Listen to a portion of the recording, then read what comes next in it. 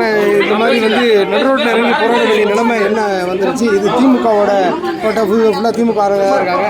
ஆளுங்கட்சியாக இருக்கும்போதே இந்த நிலைமையாக இருக்குங்க. இல்லை, எங்கள் தாத்தா தொடர்ந்து எல்லாருமே திமுக சார்ந்தவங்க தான். வீடு கட்டி 60 வருஷம் கிட்ட ஆகுது. எங்களோட கோரிக்கையே ஒரு 3 கோரிக்கை தான். அது வந்து அரசு வந்து நேரடியாக எங்கிட்ட பேசினாலே அது முடிஞ்சிடும். முதல் கோரிக்கை, நீங்கள் கருணை தொகை கொடுக்குற 24,000 வந்து 1 லட்சமாக மாற்றுங்க. ஒரு 24,000 ரூபா அமௌண்ட்டை எடுத்துகிட்டு போயிட்டு நான் சென்னைக்குள்ளே எந்த அட்வான்ஸ் அமௌண்ட்டை நான் கட்டுவேன்? நாங்கள் வேலை செய்கிறதே 10,000 15,000 ரூபா தான் அமௌண்ட் வருது. நாங்கள் எந்த வீட்டில் வாடகையில் போய் இருப்போம்? இங்கே போய் சென்னையில் வந்து அட்வான்ஸ் அமௌண்ட் கேட்டாலே 1 லட்சத்துலேருந்து 3 லட்சம் வரையும் கேட்குறாங்க. அதெல்லாம் நான் கேட்குற முதல் கோரிக்கை, 1 லட்ச ரூபா அமௌண்ட்டை வந்து எங்களுக்கு கொடுங்க. ரெண்டாவது கோரிக்கை, இந்த வீடு கட்டித்தர போகிறீங்க. இப்போது ஒரு அப்பார்ட்மெண்ட்டை இடித்து கட்டுறீங்க, இல்லைனா வேறு ஏதாச்சும் ஒரு கவர்மெண்ட் பிளான் இருக்குது, அதுக்குன்னு ப்ராஜெக்ட்னு ஒன்று இருக்குது. எவ்வளோ சதுரையில் கட்ட போகிறீங்க, அந்த ரூம் சைஸ் என்ன, எல்லாமே ப்ராஜெக்டாக நீங்கள் வெளியிடுறீங்க. இங்கே திட்டமிட்டு இவங்க வந்து சென்னைக்குள்ளே வந்து இருக்கிற பட்டின சமூகம் சேர்ந்ததுனால இவங்ககிட்ட என்ன சொல்கிறதுன்னு ஒரு அரசோட ஒரு எதிர்ச்சி போக்கு தான் இது காரணமே. உண்மையாக சொல்ல போனால் எதிர்ச்சி போக்கு தான். இன்றைக்கி இடிக்க வரும்போது இன்றைக்கி ப்ராஜெக்ட் பிளான் கொடுக்குறாங்க. அதுவும் இடிக்க ஹவுசிங் போர்டு இந்த பில்டிங் இடிக்க வரல. அவங்க இடிக்க வந்ததே வந்து அந்த வெளியே இருக்க ஒரு 7 கடையை அதை இடிக்க வந்ததுக்காக மக்கள் வந்து கேட்டாங்க, எதுக்காக நீங்கள் இடிக்க வரீங்க அப்படின்னா, அப்போ வந்து ப்ராஜெக்ட் பிளான் தராங்க, இதான் இதனால தான் இடிக்க வரோம் அப்படின்னு. ரெண்டாவது கேட்குறாங்க. ரெண்டாவது கோரிக்கை வந்து நாங்கள் கேட்குறது வந்து அந்த என்ன ப்ராஜெக்ட். மூணாவது வந்து ஏற்கனவே டிபி சத்திரம் கண்ணப்பத்திடலில் வந்து 4 லட்ச ரூபா இனிஷியல் அமௌண்ட் கொடுத்து தான் பில்டிங்குள்ளே போகணுன்னு சொன்னாங்க. அதே பிரச்சனை வந்து எங்களுக்கு வந்துடக்கூடாது. அதெல்லாம் நான் முன்னெச்சரிக்கையாக உங்களை கேட்குறோம். இல்லை, நீங்கள் வந்து நாங்கள் வீட்டுக்குள்ளே போகிறதுக்கு முன்னாடி எங்களுக்கு 4 லட்சம் கேட்பீங்களா, இல்லைனா ஒரு 2 லட்சம் கேட்பீங்களா, எவ்வளோ அமௌண்ட் கேட்பீங்க? அந்த மாதிரிலாம் ஆரியபுரத்தில் கேட்டிருக்காங்கன்னா ஒரு அமௌண்ட் கட்டி தான் உள்ள வீட்டுக்குள்ளே போகும். ஆமாம், இங்கே எல்லாம் எல்லா மக்களுமே 10,000 15,000 4 லட்ச ரூபா எங்கே போவாங்க? அவங்கள கற்பனையே செய்ய முடியாத அமௌண்ட்டு அதெல்லாம். அதை போயிட்டு நீங்கள் வந்து மக்கள்கிட்ட போயிட்டு நீங்கள் 4 லட்ச ரூபா கொடுங்கன்னு சொல்கிறதுலாம் வந்து கொஞ்சம் கூட மனசாட்சி இல்லாத தான். வேறு பயம் இருக்காண்ணா, குறிப்பாக வந்து இங்கேருந்து மாறுங்க அப்படின்னு சொல்லிட்டு. இல்லை, அரசு வந்து அதை வந்து பெரும்பாக்கம் செம்மஞ்சேரி இல்லை, அது வந்து நீர்நிலை ஆக்கிரமிப்பு பகுதி. ஆனால் இது வந்து டீநோட்டிஃபைடு ஸ்லம் போர்டு. இது அரசாங்கத்தால் அங்கீகரிக்கப்பட்ட ஸ்லம் போர்டு. இது ஏற்கனவே இந்த பகுதியை வந்து ஹைகோர்ட்டில் கேஸும் நடந்துட்டு இருக்கு. அதையும் மீறி அரசு வந்து ஹைகோர்ட்டாச்சு இதுவாது ஒரு கண்டுக்கே இல்லாமல் அவங்க மட்டும் இன்றைக்கி வந்து நேரடியாக வந்து மொத்தம் G+2 இவங்க நேரடியாக போயிட்டு இப்போ எல்லாரையும் காலி பண்ணிவிட்டு அனுப்பணும். நேரடியாக கிரவுண்ட் ஃப்ளோர் இருக்குது, ரெண்டாவது மாடி இருக்குது, நடு மாடி மட்டும் இடிக்கிறதா இருந்தால் என்ன ஆகும்? நீங்கள் நேரடியாக அது இடிக்க போகும்போது தான் மக்கள் போய் கேட்க போகிறாங்க. மக்கள் கேட்கும் போது போலீஸு வச்சு அவங்க வந்து மக்களை தள்ளி விடுறது, அந்த மாதிரி பிரச்சனையில் வந்து இவங்க வந்து ஈடுபடுறாங்க. அப்போ மக்கள் என்ன பண்ணாங்க, நேரடியாக போயிட்டு அண்ணா சாலை ரோட்டில் போய் நின்னாங்க. இங்கே கவுன்சிலில் இருப்பாங்க, அவங்களும் அவங்க கேட்கல. இல்லை, இங்கே இருக்கிற 59வது சரஸ்வதி அவங்க வந்து இறந்துட்டாங்க. இதோட முழு பொறுப்பு வந்து எம்எல்ஏ தான். எம்எல்ஏ வந்து கேட்டாரா ஏதாவது? இல்லை, எம்எல்ஏ ஓட்டுக்காக வருவார். அதுக்கப்புறம் பின்னாடி வந்து ஸ்கூல் திறந்ததுக்காக ஒரு வாட்டி வந்தார். அதுவரை எங்களை பார்க்குறதுக்காகலாம் அவர் என்றைக்குமே வந்தது கிடையாது.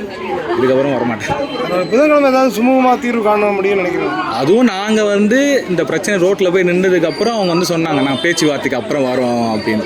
ஒரு திட்டம் கொண்டு வரீங்க, மக்கள்கிட்ட பேசாமல் நீங்கள் நேரடியாக அடிக்க போகிறீங்கன்னா உங்களோட மனநிலை என்னவாக இருக்கும்? இந்த மக்களை யார் கேட்ட போகிறாங்கன்னு ஒரு மனநிலை தானே. இன்றைக்கி ரோட்டில் நின்று அண்ணா சாலையே ஸ்தம்பிச்சும் போது நாங்கள் வந்து பேச்சுவார்த்தை வரோம், புதன்கிழமை நான் பேச வரோம், உங்கள் கோரிக்கைலாம் நாங்கள் நிறைவேற்றுறோம். அப்போ எல்லாத்துக்குமே மக்கள் ரோட்டில் நின்று போராட்டம் பண்ணுறதா ஒரே தீர்வாக இருக்கும். நீங்கள் ஒரு அடிப்படையாக மனுஷனாக மதிக்கக்கூட மதிக்காத மனப்பான்மை தானே. யார்கிட்ட வேறு ஏதாவது இந்த கட்சி தலைவர்கிட்ட கோரிக்கை வைக்கிறதா இருக்குன்னா? ஏற்கனவே இது இங்கே வந்து சிபிஎம் டைஃபி வந்து வேலை செஞ்சுட்டு இருக்காங்க. இன்றைக்கி அவங்க வேறு இடத்துல ஆர்ப்பாட்டம் இருந்ததுனால இது இவங்க திட்டமிட்டு வரலை. அதுனா கூட மக்களை நாங்கள் ஒன்று சேர்த்துருப்போம். எதுவுமே திட்டமிட்டு வராமல் சும்மா இந்த கடையை இடிக்கிறதுக்காக வரேன்னு சொல்லிட்டு வீடு இடிக்கிறது வந்தாங்க. இன்றைக்கி மக்கள் எல்லாம் போராட்டம் பண்ணதுக்கப்புறம் ஓட்டிட்டு நான் புதன்கிழமை வரேன்னு சொல்லியிருக்காங்க. ஒருவேளை வீடு இடிச்சிட்டாலும் இல்லை ஒரு சும்மா மாதிரி இன்னும் இது திமுக கோட்டையாகவே இருக்குவாண்ணா? இல்லை, இது கேட்குற மாதிரி பெரிய கோரிக்கைலாம் கிடையாது. திமுக அரசே வந்து சரி பண்ணுற அளவுக்கான கோரிக்கை பண்ணலையா? அப்போ அந்த அளவுக்கு தான் அரசு வந்து செயல்படுது. ஏன்னா அரசாங்கம் கையில் இது இல்லை, திமுக கையில் இல்லை. அதை தாண்டி போலீஸ் உங்களை வந்து இழுத்துக்கிட்டு வர அந்த மாதிரி காட்சிகள்லாம் இல்லை பார்த்து அவங்க வந்து அரசு என்ன சொல்லுதோ அதை செய்கிற ஒரு கைப்பாக தான் போலீஸ். அவங்க மேலே தப்பு எதுவும் சொல்ல முடியாது. அவங்களுக்கு வேலேருந்து அதிகாரம் கொடுத்தா அவங்க செய்வாங்க, அதிகாரம் கொடுக்கலன்னா செய்ய மாட்டாங்க. அவங்க அரசு என்ன சொல்லுதோ அந்த விஷயத்தை செய்யக்கூடிய ஆளுங்க தான் போலீஸ்காரங்க. அவங்கள தொழில் தப்பு கிடையாது, அவங்க வந்து அப்படி தான் இருப்பாங்க. என்னென்ன இல்லை உங்களுக்கு ஒரு பயம் இருக்காண்ணா, ஒருவேளை வந்து இங்கேருந்து மாறி கொஞ்ச நாள் போங்க அப்படின்னு சொல்லிட்டு பெரும்பாலும் இல்லைண்ணா, நான் மாறுறது ஒன்றும் கிடையாதுண்ணா. எனக்கு வந்து கவுன்சில் எலெக்ஷனில் வந்து சேகர் பாபு அண்ணா வந்தார் இங்கே கவுன்சில் எலெக்ஷனில். அங்கே வந்து 39 வீடு மட்டும்தான் கட்டுவோம், இதுக்கு மேலே கட்ட மாட்டேன்னு சொல்லிட்டு உறுதி வாங்கிட்டு போனார். எங்களுக்கு முழுக்க முழுக்க அவர் வந்தால் தான் எங்களுக்கு ரொம்ப சந்தோஷம். நாங்கள் நினச்சோம் ஏன்னு கேட்டால் நாங்கள் எல்லாமே இங்கே டிஎம்கே தான். ஏடிஎம்கேலேருந்து ஏடிஎம்கே ஆளுங்கட்சியில் இருக்கும்போது உங்களுக்கு இந்த மாதிரி அதுதான் நாங்கள் வீடு போயிட்டோம். அந்த பிரச்சனை வரும்போதுமே அவர் வீட்டுக்கு போயிட்டு என் ஊர் ஜனெல்லாம் போச்சு, எல்லாமே அவர் பார்க்க விரும்பலை. இது வரைக்கும் இதை பற்றி பேச விரும்பலை. இன்றைக்கி ஏதோ ஒரு சூழ்நிலையில் உள்ள வந்து இந்த வீடை வச்சுட்டாங்க, கடையை வச்சுட்டாங்க. எனக்கு 50 வருஷமாக வாழ்ந்துன்னு இருக்கோம். ஏன்னா எனக்கு தெரிஞ்சு இந்த வயசுலேருந்து வாழ்ந்துன்னு இருக்கேன்.